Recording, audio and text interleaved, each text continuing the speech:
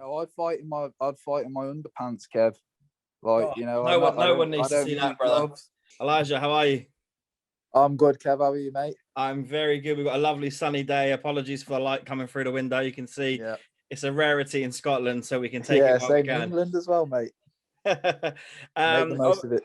Mate, 100%. We've been talking about doing this officially. We probably talk like this quite often, probably more than I speak to most people. We kind of catch up. But I just thought it would give people a bit of an insight to, well, firstly, our relationship, but also what you do day to day, I guess. Yeah, yeah, definitely. It's good. I've been looking forward to chatting with you, mate, as well, and getting it out there. It'll be a Yeah. good one, I'm sure. Let's start with the cliche stuff because that's the stuff that people always want to know. And I don't Okay. think I've done a podcast yet that involves me not asking this question. So let's go with background, foundation, history, and the start of Elijah's journey. All right, cool. So I started martial arts when I was 4 years old. Okay. And the main reason why I wanted to get into it was because of the Power Rangers and the Ninja Turtles. So I was Good always watching choice. their shows. I used to come home from school, I remember. And then as soon as I got home from school, I'd sit in front of the telly and I'd be watching Power Rangers and Ninja Turtles and stuff. Favorite Ranger? My favorite Power Ranger was the Blue Ranger. And Billy. my favorite Is it Ninja Billy for you? Turtle. Is that my generation was Billy? I can't even remember the names of them, to Billy be was the fair, original Kev. Blue Ranger with the glasses. I don't know. I really don't know. It's been that long, but I always remember it being the Blue Ranger. I don't even know if I associated a name with them at that age, to be honest. I To just be like the fair, Blue Ranger. that's a very Who's looking the coolest, who's got that's the a really coolest good point. outfit. Yeah. And then for the Ninja Turtles, I always like Michelangelo. He's just funny, wasn't he? So yeah, but that was it. And then pretty much after that, it was quite good timing because Lee had opened his school in Madeley in Telford, was only like a 10-minute drive away from my house. And a leaflet came through the door one day advertising the school. And then I obviously really wanted to go. Like I just wanted to learn these cool kicks and basically be a Power Ranger.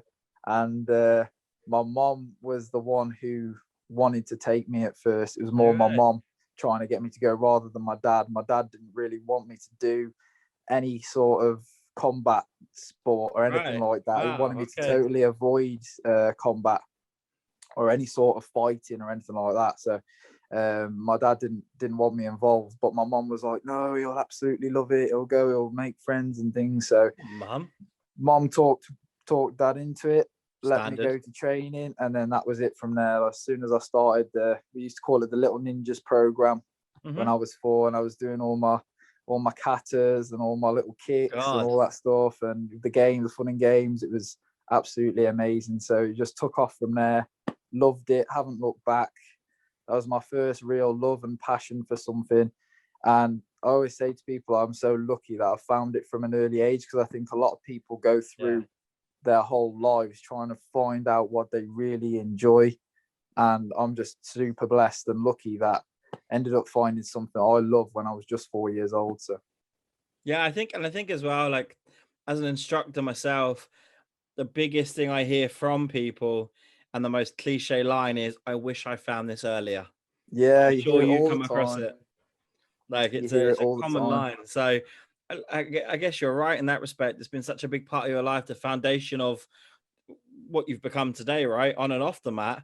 And you've been, you've had that journey from 4 years of age is amazing. All from a flyer as well, by the way, and you're a young lad, but the generations of flyers going through the door is kind of dying a death, because as martial arts instructors, we kind of say, well, they don't work anymore. But if correct me if I'm wrong, that flyer round that went around the area ended up pulling in some of the best and most talented youth of martial arts we saw in the UK for a while. Is that right? Well, yeah. I mean, we did have a great stable at Lee's gym, because there wasn't just me training there, but we also had Tom Evans, who was one of my best buds back then, and we were always training together and things like that. And then the older lads, we had Ryan Marlowe, who was a little bit older than us, but he was training there. We had Chris Aston training there. We had Jack Evans, Tom's older brother, training there. You had Jordan Simmons, you had Dan Cartwright. The list goes on. We just had. It blows my mind that this is all from one actual. This is from one school. Yeah, it was incredible. Like when we had our tournament squad. Yeah, it was looking really, really promising for the future. That's why sometimes I wish that we'd all stuck with it, because I just think, where would we be now? You know what I mean, if all of us would have stuck together with it, I think it would have been crazy. But that was the kind of stable that we had. We had some amazing fighters, and quality of training was great. And with those guys being older than me as well, it was nice because you know, they were kind of like bringing me through and guiding me. And then obviously you had Lee at the top of it all, who was the coach, and you know, he was traveling around as well and doing his thing and helping us. And so yeah, it was a really, really good time. And the school, that was when the school was really at its best in Telford. It was immense, really, really good. That's literally like you're peaking early there, right? As kids, you got that type of breeding ground. Like, it's one of the things that we try and create here at Wolfpack, is that the sparring we have is so competitive that sometimes it actually outweighs going to, say, a local tournament, which sounds ridiculous, but value wise, it doesn't sound ridiculous. No, I totally believe it, mate. Yeah, I say, if you've got that type of sparring, that level of people pushing you in the room, then sometimes you are better off just sparring than actually going to a tournament. If you got the right minds in the room as well, you know what I mean? Because everyone's got to have that competitive mindset. Because you know, I treat sparring the same way that I do when I go into competition.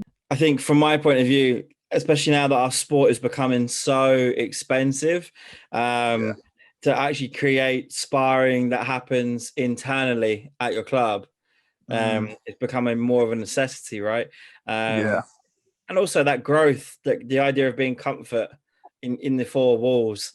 Sometimes you actually get an idea of someone's true ability in the club, and getting the frequency, keeping that frequency higher than maybe doing too many tournaments is also key. You yourself obviously have achieved a lot in your career. I'm not going to list everything because that would be our hour and a bit over, but pinnacle of your career, I think I know the answer, but I'm going to pretend like I know nothing about you today. So what would you say your proudest moment is? I think if you had to say proudest moment, because there's been multiple moments that have been highlights, but I would say proudest of them all would probably be the Irish Open Grand Champion, because every point fighter's dream is to win that title. Like, that is the biggest title in the sport to win by far, and that is the one. So, you know, that was an incredible thing for me, and I think it was extra special because I'd seen it so many times. Like, I was watching the best of the best fight in that division when I was a kid. The first time I went to the Irish Open, and I was like 7-8 years old, and then I was sitting by the areas and watching the likes of Ray and Michael Page and Zolt and, you know, all these, Jason Borelli at the time, Harold Schmidt, Grillo. I mean, the list goes on. And I was watching those guys, and then to think now that I'm on that same sort of stage and fighting for it myself is unbelievable. And to actually have won it as well is just obviously it feels amazing. Weird for even me, because obviously we've had a relationship for years now. And I can remember being on the sideline shouting some stuff from, like, do you remember junior Grand Champion Austria? Yeah. And that at that stage felt like a highlight for me, for you. Because it was on the Brace platform. It kind of felt, this is a big deal. Like, I can remember that being a highlight and getting the goosebumps then. I mean, there's been so many highlights since then and during then that it's sometimes hard to take stock. It is, I think that's a big one, you know, Irish Open, just because it's the Irish Open and everyone wants to win it. The other one that I'm quite proud of as well, won the US Open weight, which was a big one because it's totally different world fighting in the States to just Europe. And I experienced that semi recently, so I get it. Yeah, and I think if you can win it on both sides of the water, like you can win in Europe and you can win in the States, then really there's no question about, you know, the wins that you get, you know, because people talk about who the best is and stuff. I think to be the best, you've got to be able to do it anywhere and everywhere. It's not just fighting in where you're comfortable or the same rules that you're comfortable in. Like, you got to be able to adapt. So going over to the biggest tournament in the US and winning the open weight was a massive one for me as well. And then we got Junior Wacko Worlds in Ireland when I won all 4. That was a massive one as well. So I won the points, the light contact, the kick light, the team event. We won it all. So that was another massive one. City West is responsible for a lot of good memories for you, right? Yeah, it is, mate. It is. That's like one of my favorite places. So that's where all my beautiful memories come from. Yeah. So there's that one. And then the other one, also the City West, was 2013. And I was 14 years old, and I won the Irish Open men's division in light contact. Yeah, I remember. Yeah, I was there. And I fought Aaron O'Connor in the final on the night show. We had an absolute war as well. Good fight. It's a good fight. Yeah. So I mean, to win that at 14 as well and fight on the night show was just unreal feeling. So I think that was that at the time, that was like my favorite moment. And then obviously there's been more since then. Yeah. And hopefully now I can, after COVID and stuff, get back to creating some more. I think that light contact, was that the year that you, Natasha, and Kalon won? Yes, it was. Remember there been a team photo? Somewhere. Yeah. I've got that picture somewhere, yeah. I think Tash won the light contact. I think it was a light contact title in the ring in the same year, or it would have been points. Might have been, I can't remember, but I think you guys both won the light contact, and then Kalon won as well. So yeah, I think it definitely was. Yeah, I saw that photo recently. Actually, so it just jogged the memory. Yeah, I think it's important what you said about the America Europe thing. There seems to be such a need to go, oh, this one's better. No, this one's better. Oh, this result's better. But the biggest thing we found, we did the America tournament recently. Yeah. As recent as you can be with COVID. And the biggest thing we found is it wasn't a case of what was better. It was a big case of they were just different. But the standard was obviously there. It wasn't a wacko tournament, so the point of being adaptable was obviously absolutely right. But there was a massive sense of this is a different style of point fighting. And I enjoyed it. I enjoyed the recognition the fighters got.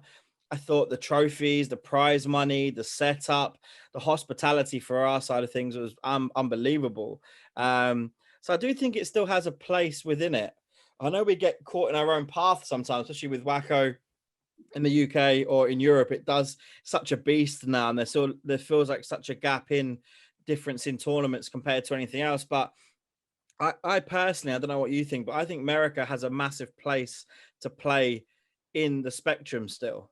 Absolutely. I mean, some of the best fighters still come out of the US, so there's definitely the talent is there 100%.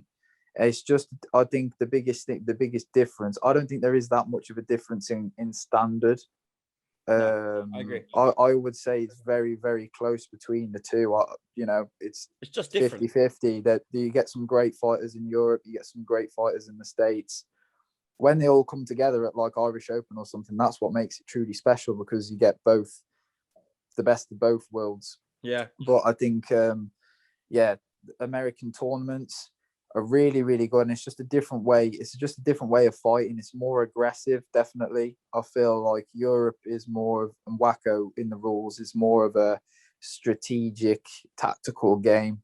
We fight for longer rounds, so we do 2 rounds in an open tournament, and then that's obviously 3 for worlds and Europeans. Yeah, I think the way the Americans fight is totally different to that, because they fight for 1-2 minute rounds, so they're just all go go go go go. It's just get as many points as you can in 2 minutes. So, and especially with the rules being the way they are over there as well, with the 2-point body kick and everything, that's why you see so many kickers who just, they lift their leg and they just charge at you with that front leg, and they can kick as well, right? My God. Yeah, they hit hard as well. But so it's I like it. I think I prefer the European rule set. I wish the 2-point body kick wasn't a thing over there, because I don't think it's justified to have 2 points for a body kick. I think it's too easy to score a body kick on someone for it to warrant 2 points. Head kicks by all means 2 points, but body kicks, I don't really agree with that one.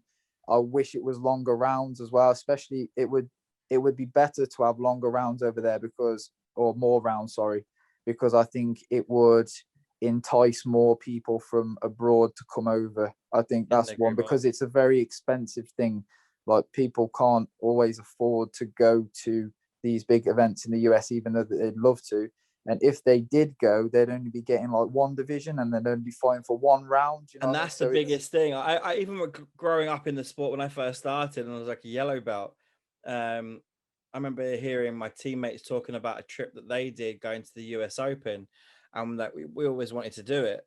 And the biggest thing was, especially as a color belt coming through, there was these like, they felt like whimsical tales of, oh, it's only a 7-point spread, it's a 2-point body kick, and there was kind of these like things that would connotations of negativity where, do I really want to go over to America as a color belt and get kicked in the body 3 times and then blitzed? Probably the wrong mentality, but as a fighter coming through who knows no different, you love the allure of going to the States, but the idea of having one fight with a couple of minutes, if that, 7-point spread, and the fight automatically finishes. Over there, mate. It's cutthroat. Like, you go there and there's no second chances. It's like you either win or that's it, game over.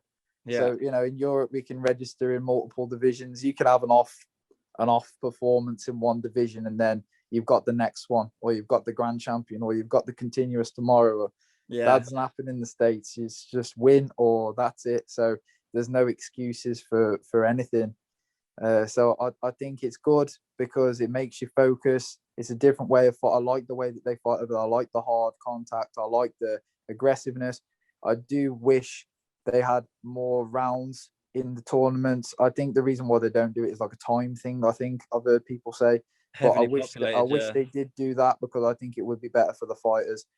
And I also wish that they did just longer rounds. Do you know what I mean? So I think that would be a lot better. And obviously giving you the chance to fight multiple divisions is a massive one, because you go there and you don't want to just fight one. You travel all that way, fighting one division is, you know.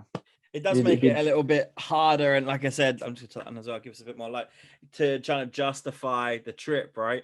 It kind of makes it a little bit more difficult. But I mean, if you're getting sponsored and things like that, okay. But I was going to say, not everybody gets sponsored, so it's different. If you're not sponsored and you're paying all of that money to go there and giving up the time to go there, you want to make the most of the trip. You want to get the absolute most out of the trip, and you want as much mat time as possible. And I don't think the rules really allow you to do that, which is a shame, because I would love to go to the States and fight like 3-4 divisions and fight up weight classes and fight, you know, that'd be awesome, like you can in Europe.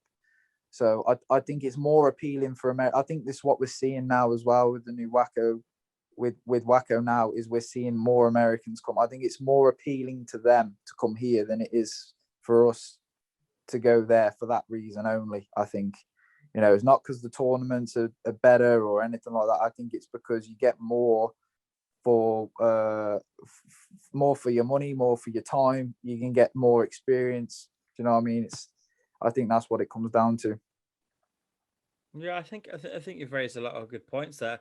If they're obviously you can educate me a bit here, but for fighters that are looking to go over to America, is there any standout tournaments that you'd recommend, or ones that you've enjoyed the experience from, or I really top like 3? I really like so I did a couple one year.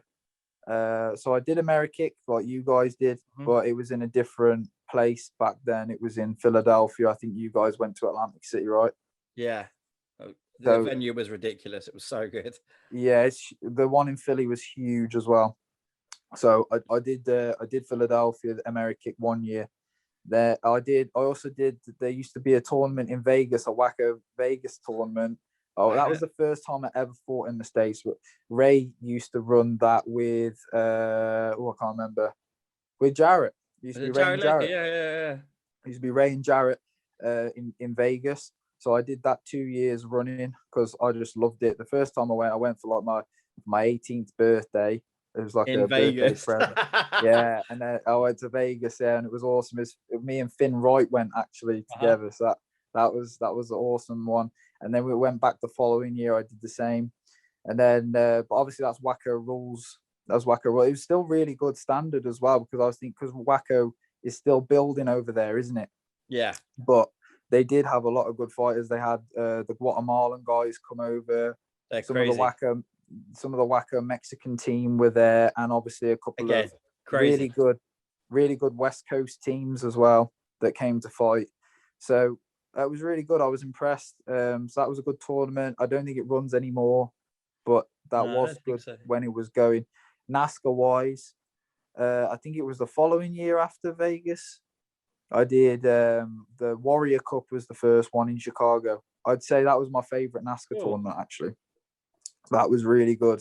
I think there was a lot of good fighters in there. Really, really stacked divisions as well. So that was a good one. Warrior Cup.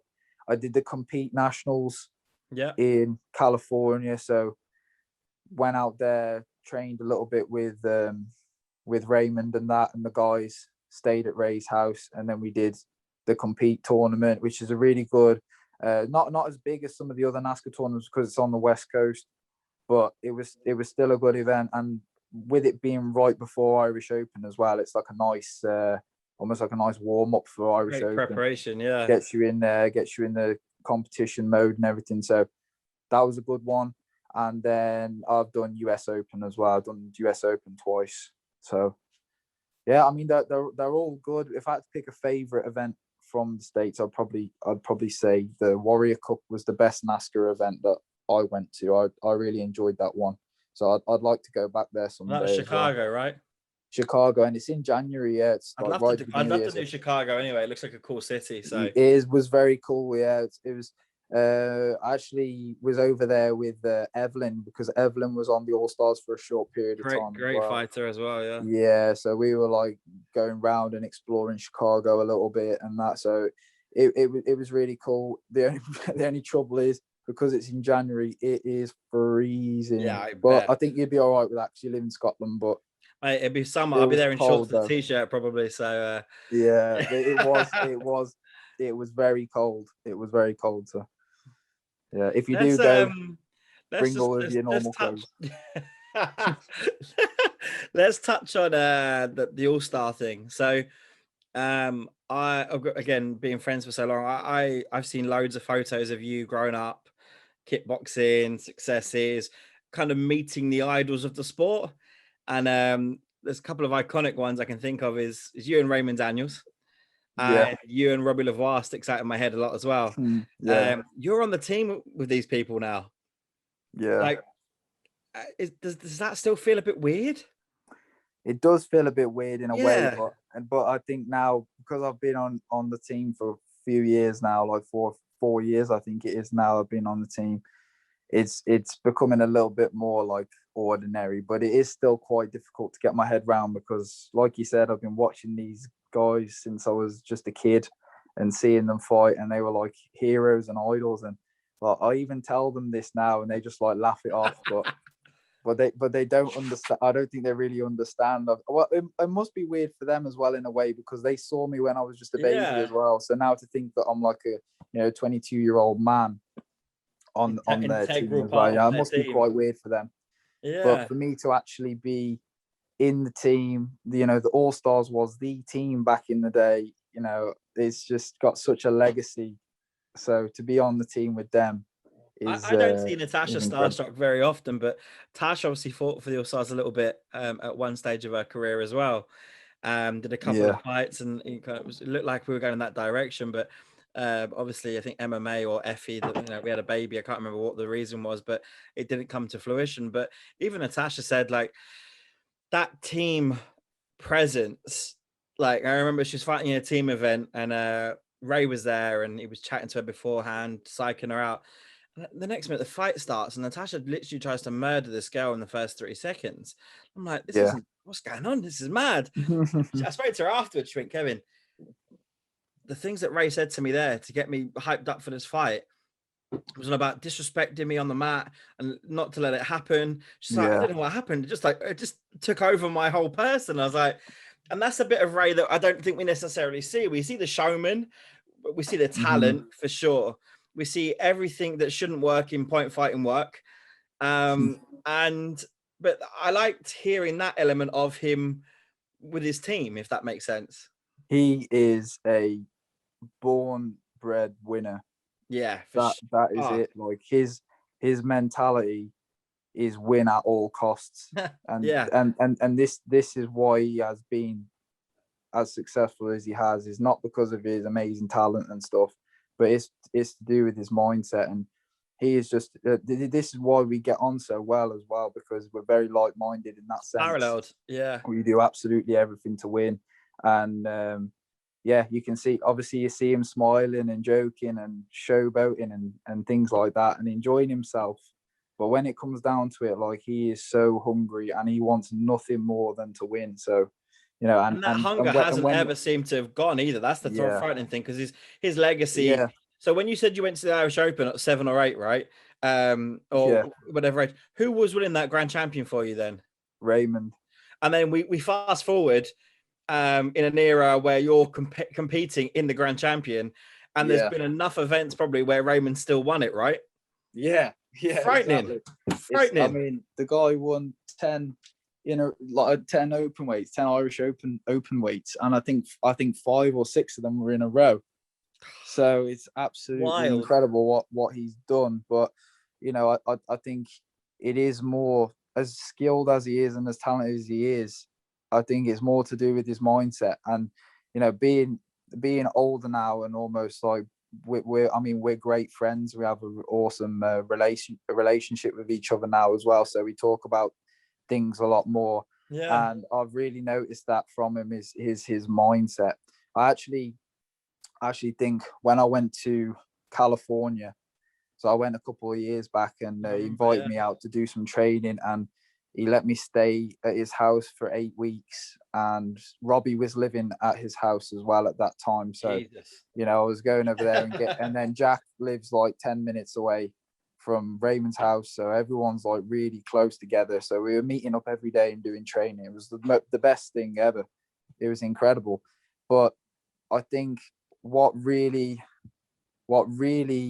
I don't want to say changed, because I've always had this mindset, but I don't know, it was kind of like, it just like he kind of built me up in my mind, because I think you can have your own confidence, but then when you hear someone that you really, really appreciate the opinion of, and that you highly, highly look up to, and you hear them say things to you, I think it gives you another level of confidence and belief.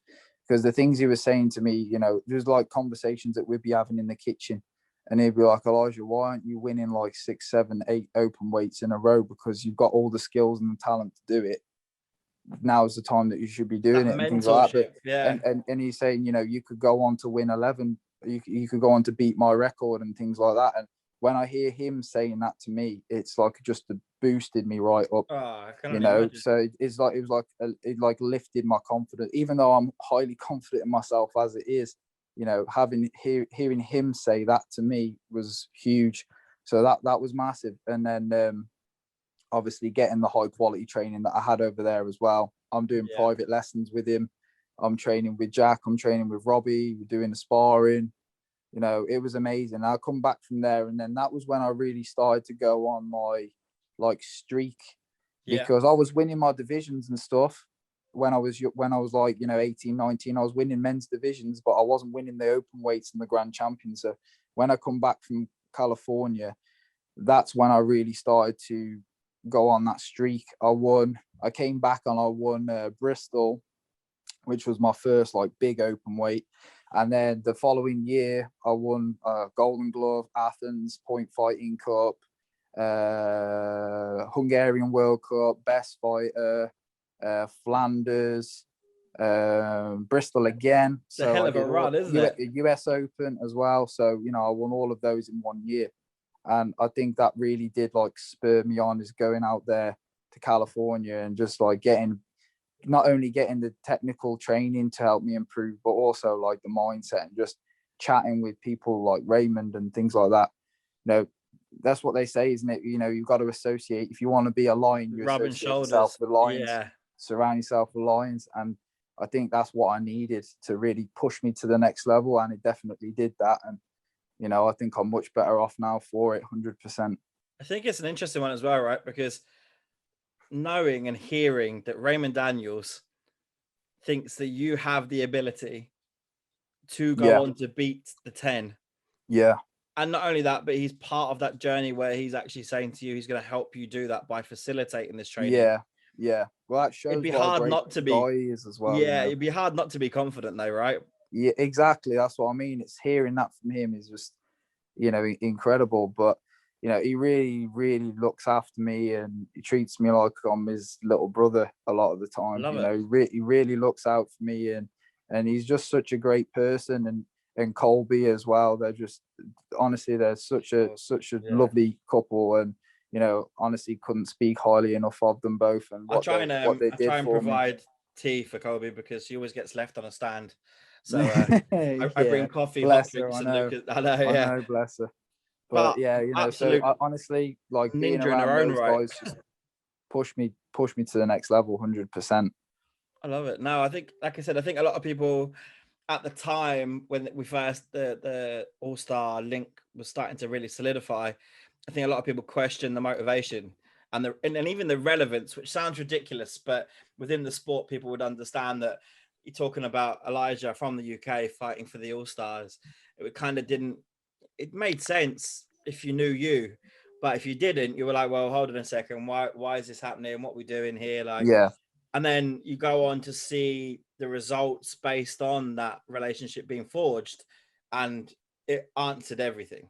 Well, this is the thing, when people ask me, why did I do it? It's a no-brainer, because my only goal is to get better.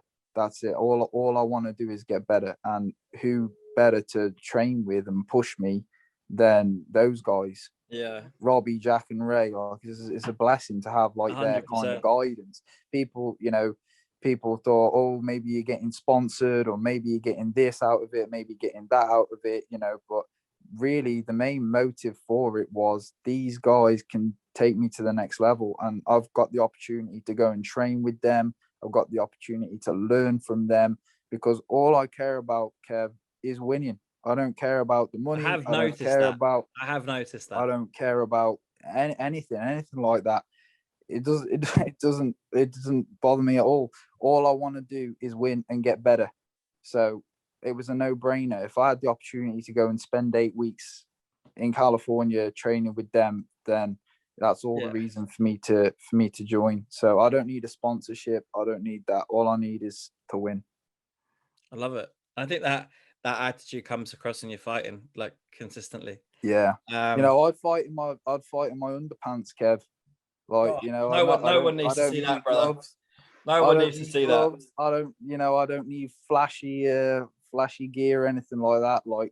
All I want is the knowledge, and that's what I'm hungry for, knowledge.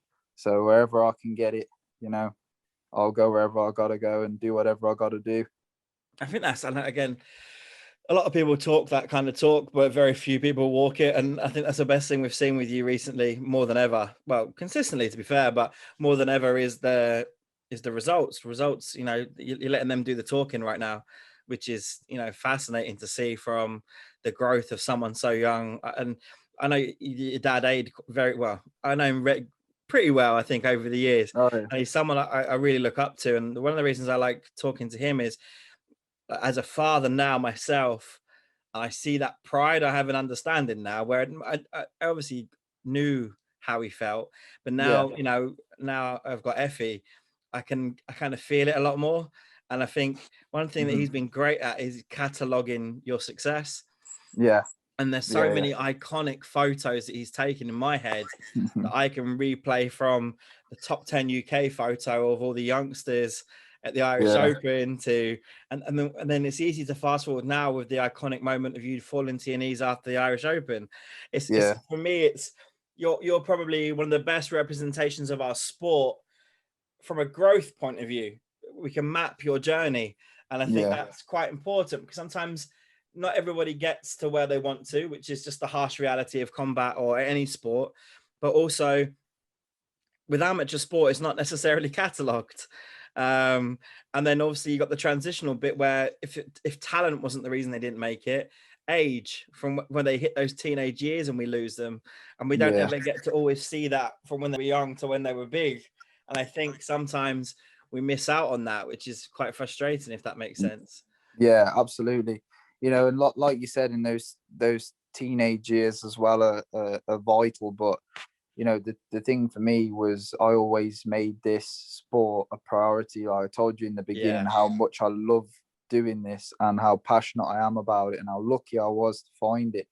And throughout the teenage years, you know, when, you know, people may choose to go and study, do university, those things, and they take over, that's fine. But for me, it was like, I love to do this and I don't want to do anything else. I don't really care about university. Like I just want to do this, what everybody tells you to do what you love. So I do what I love, and I truly love this sport. So for me, throughout those teenage years, I was just, you know, grinding away and training away. And, you know, throughout that time, a lot of my peers dropped off one by one, left the sport for whatever reason. But, you know, I always kept focus on the end goal. And I always knew this would happen. I always knew it would happen, that I'd get to this point. So now it's on to the next one. Let's address the elephant in the room, which is COVID-19. Oh gosh. there's a lot of talk about the environment of kickboxing when we get back, how the outlay is going to look, and, you know, the lay of the land, so to speak. I spoke to Danny Slevin about this a little bit on the first cast that we did, but also, it's, you know, there's a lot of things get thrown around in social media. The two sides of the argument are, we're going to see a brand new scene of people winning, and then the other scene is that, you know, we're going to lose a lot of people. They're obviously very much connected. My thing is, and it'd be good to get your opinion, is I think the kids, I think we will see a lot of new children champions, because, you know, kids fall out of love quickly when sport is running 24/7, let alone when we don't have, you know, the ability to let them be competitive due to the, you know, COVID-19. The other side of it is, and I'm a big believer of this, is champions remain champions. Winners know how to win.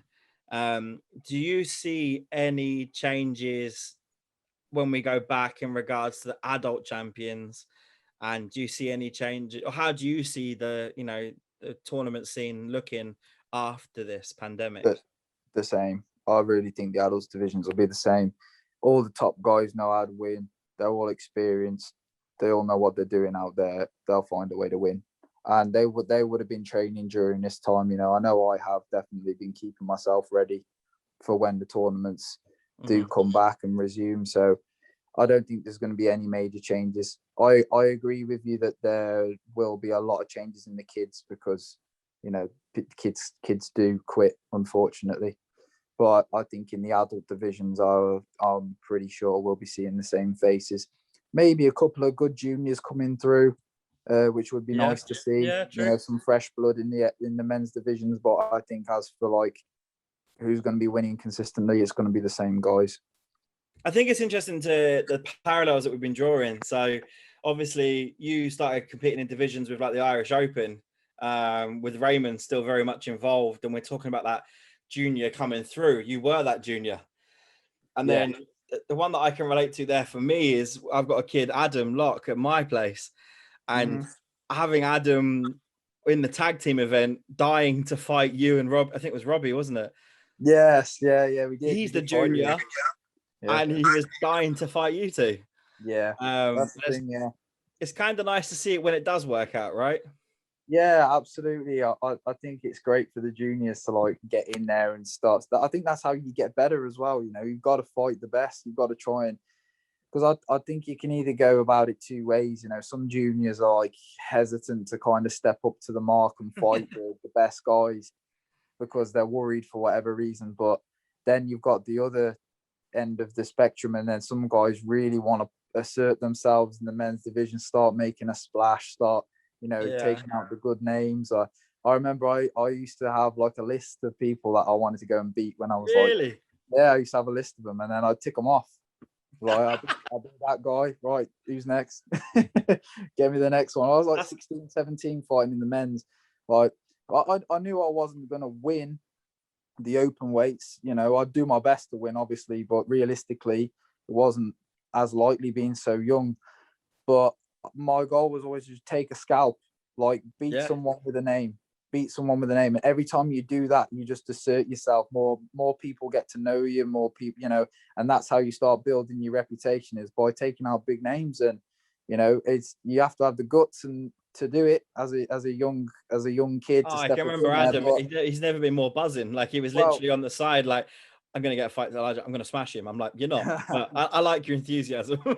Yeah, but you got to have that mentality going in there. Otherwise, you shouldn't be doing it, because if you're hesitant like that, and you're fighting somebody good, you know, they're gonna beat you easy. So you've got to have that kind of mentality and that confidence going in there, 100%. But you know, the thing with the juniors there's a lot of good ones out there, and it is doable. Like, juniors can beat high level adults.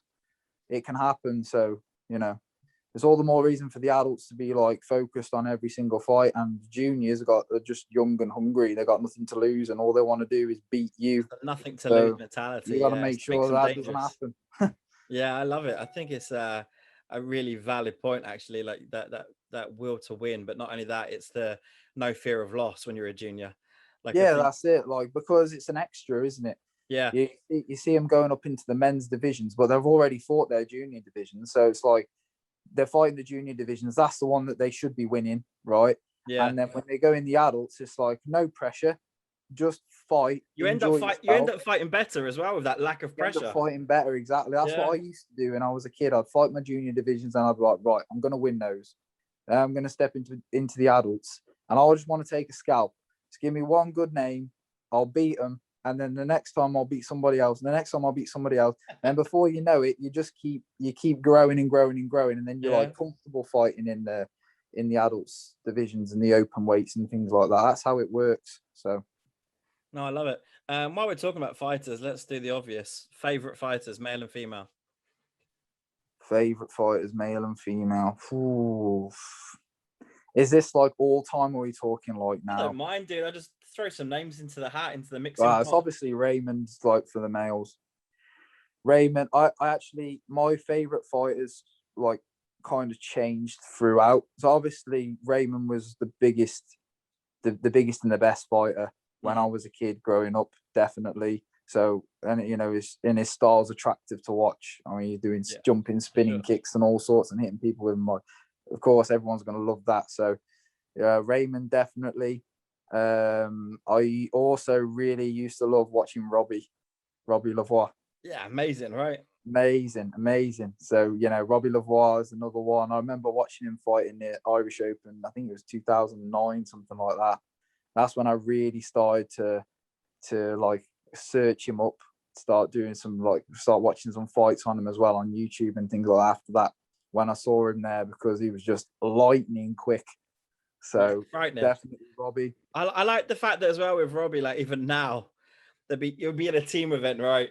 And there'll be some big dude, and you'll be like, oh, who are they going to send in? And then you realize Robbie Lavoie's on the team. You're like, Robbie's got this handled. And you literally just like, bang, bang, right, I'll do it. Like, the boy has to move and then like throw a spinning hook kick or something. Won't care. He'll be all right. He doesn't care. And the thing is, he talked about juniors having no fear.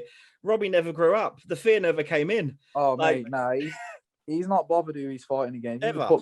You could put a Harold Schmidt or a Roman on him, and he's not phased by it. You know, he's just he has full confidence in his abilities, and he'll say himself as well. His size, he uses it to his advantages now. Like, one of the throughout few his that does, and stuff, people see it as a disadvantage for him, but actually, his style and the way he fights is actually better to be smaller like that. So he's come up with ways to like use his size to his advantage, which is, again, that's a sign of a true champion, being able to adapt to.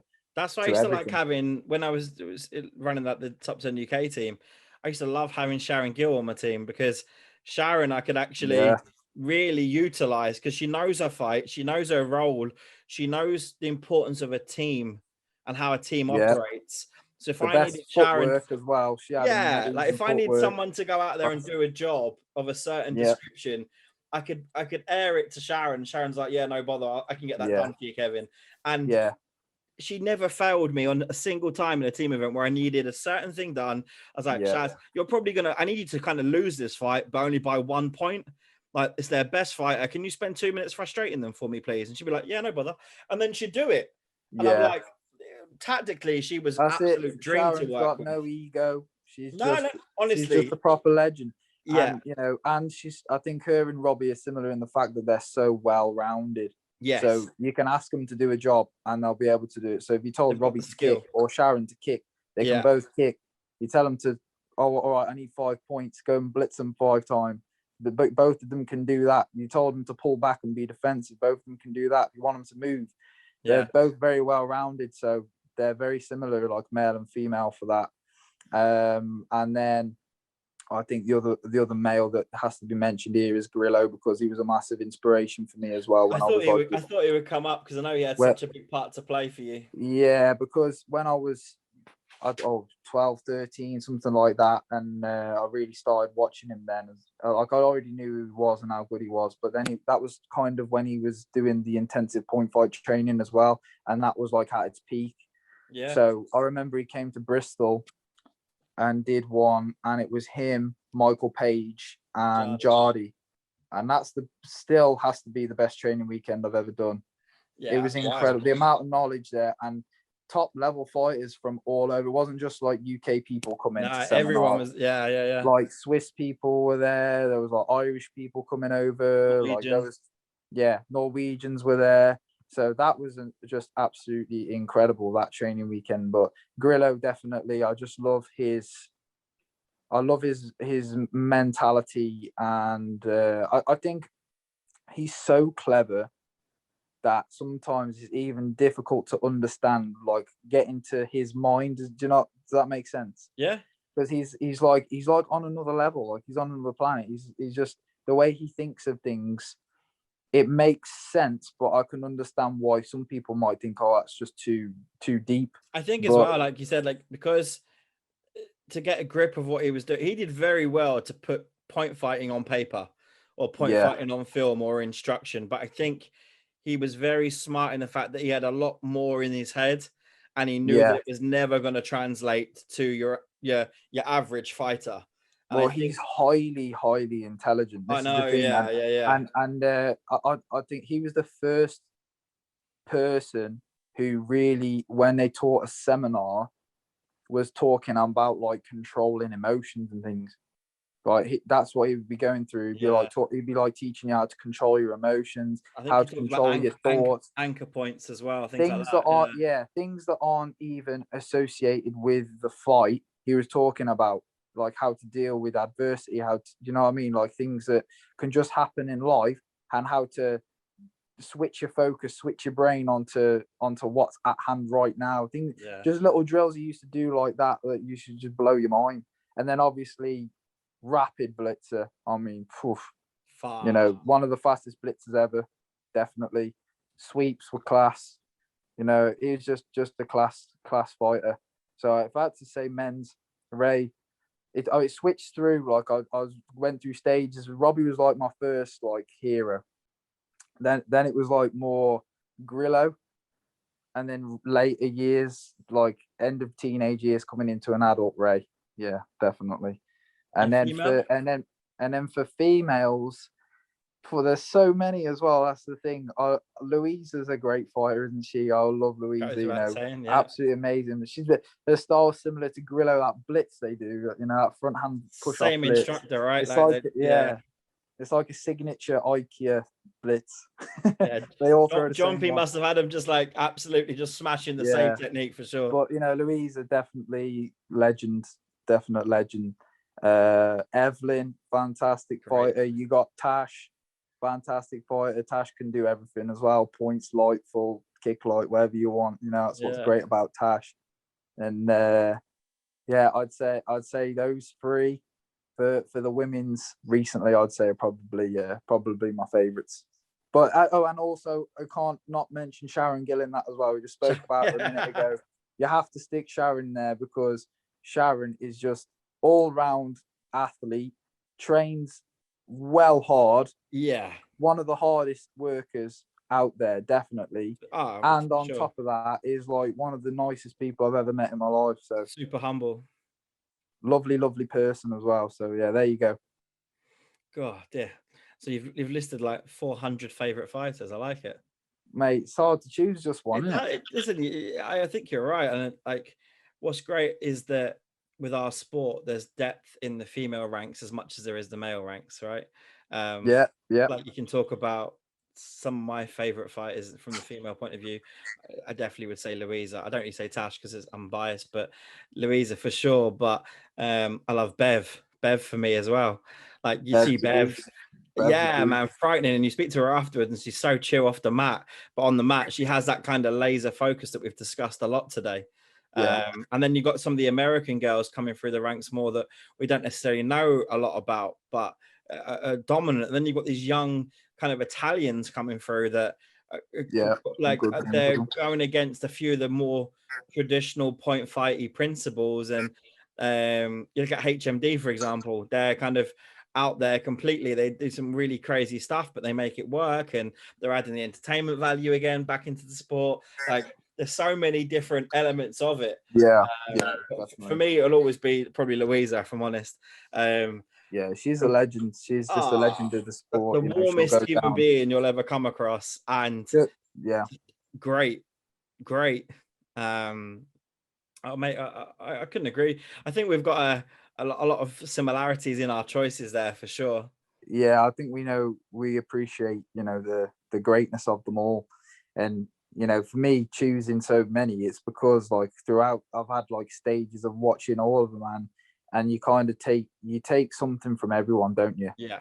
That's why it's hard to say like an absolute favorite, because you just take things from everyone and you try and blend it together. That's what I've done, like, and that's what I've kind of tried to do over the years, is like take as many things as possible from each person and then try and blend it all into to fit me and make it my own. So I take something from every top champion. I think that's become apparent, and one of the most exciting things about you right now is like we got you to do some of our Zoom sessions recently, and what I think makes you very, very well rounded is you're a phenomenal instructor now.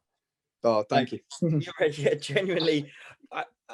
I've taught for a very long time, but from me, you're one of the few people that I would still hang off every word listening to your Zoom sessions.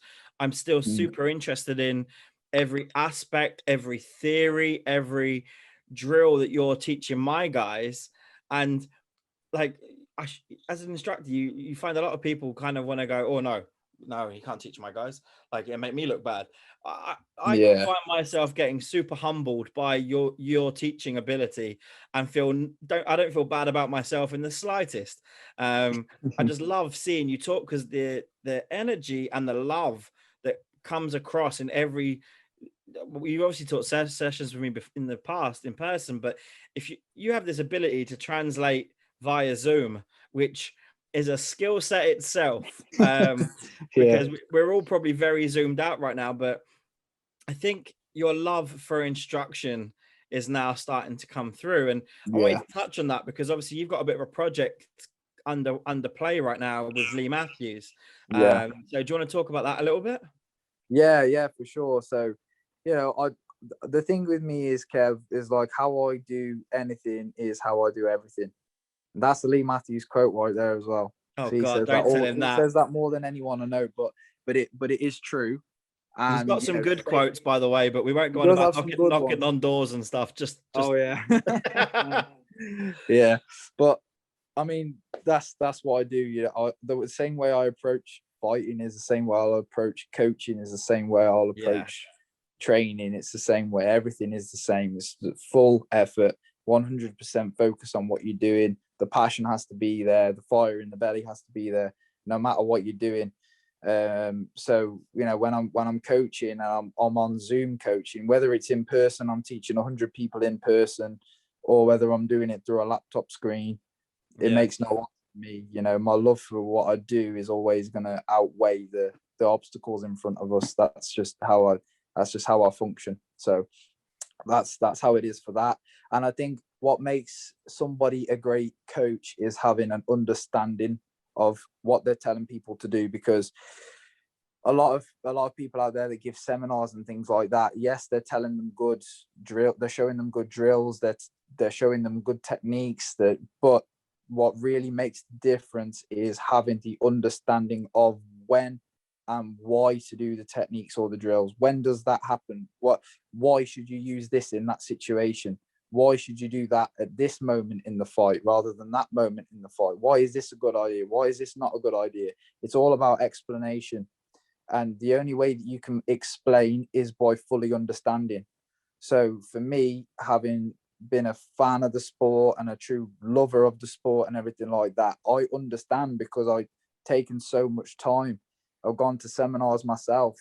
I've written notes down. I've recorded drills from the I've seen your iPad of classes. Yeah, this on is your the notes. Thing. So, yeah, and all of this information, like I'm processing it all the time, and that now has come back and given me just a really in-depth understanding of what we do. So I'm not just going to tell people what somebody else told you. I'm going to tell you it from my perspective, my thought process, what's going on. And I'm also going to tell you the reasons why you're doing it, because everyone, that's the main thing. It's the reason why. Why are we doing this? Why? It seems to be there's definitely a feeling of full disclosure with you when you teach.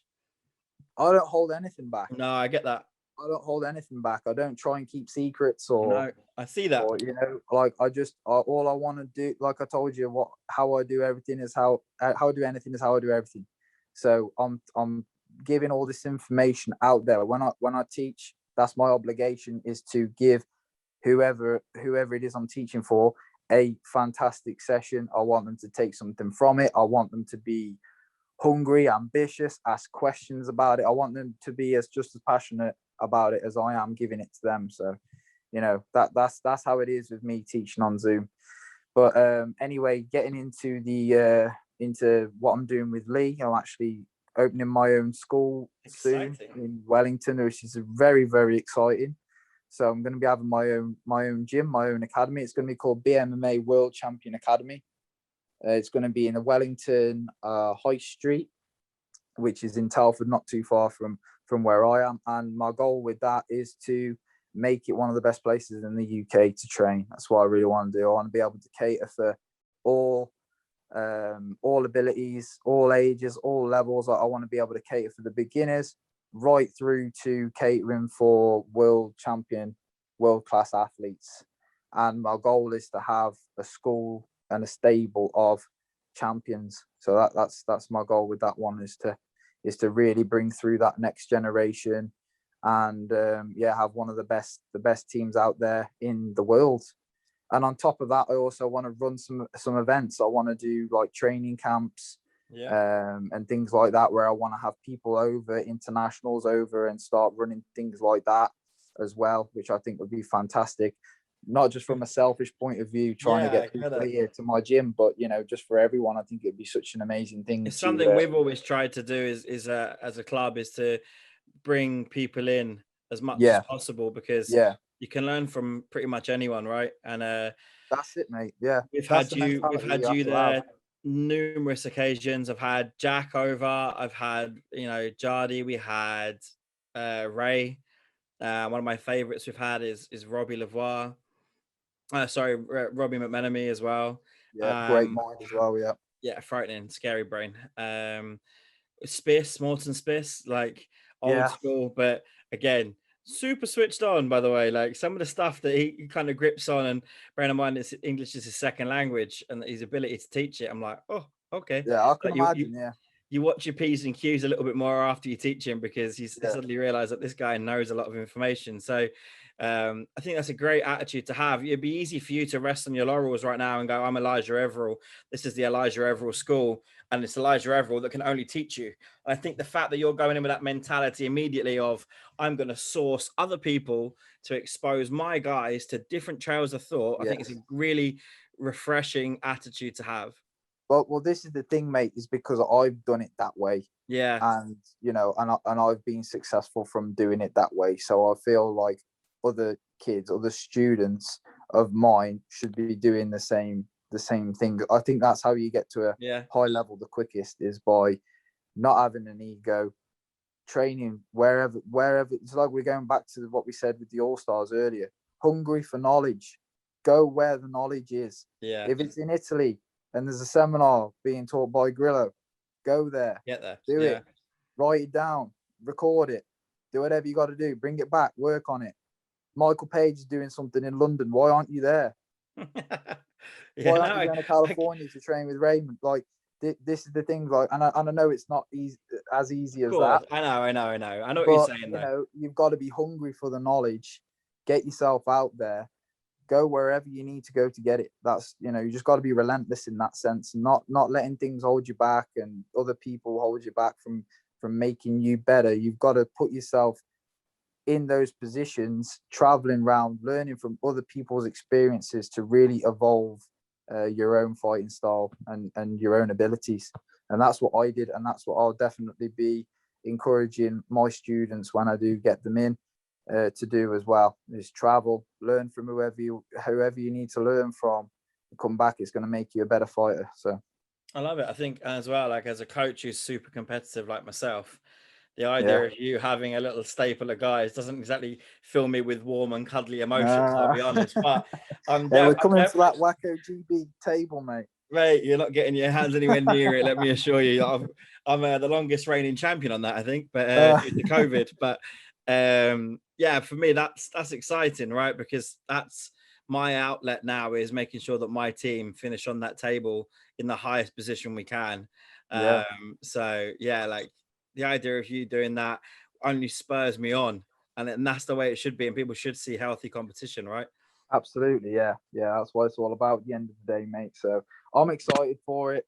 It's going to be a challenge for me, but you know, I embrace challenge. That's how I am. And you've got Lee, right? Ultimately, Lee's there as well. Yeah, it's always back. And with Lee as well, like, I think this is going to be the perfect platform for you. You've got someone who's been there, done it from a business sense, and you've got the most relevant point fighter on the planet.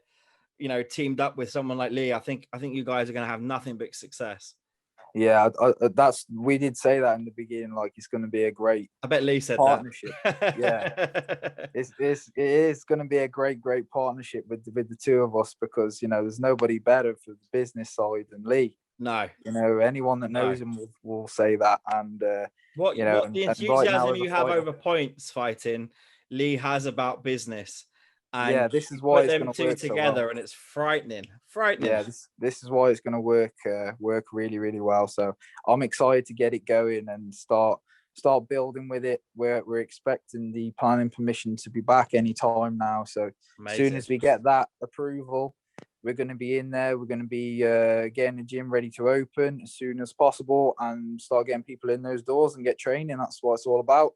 Listen, what we'll do is obviously we look forward to having you back up here in Scotland for sure. I know it's on the table, has been for a while. We've adapted a little bit, but we're super excited to see you up here. Your journey within the martial arts school ownership side is going to be a great one, I'm sure.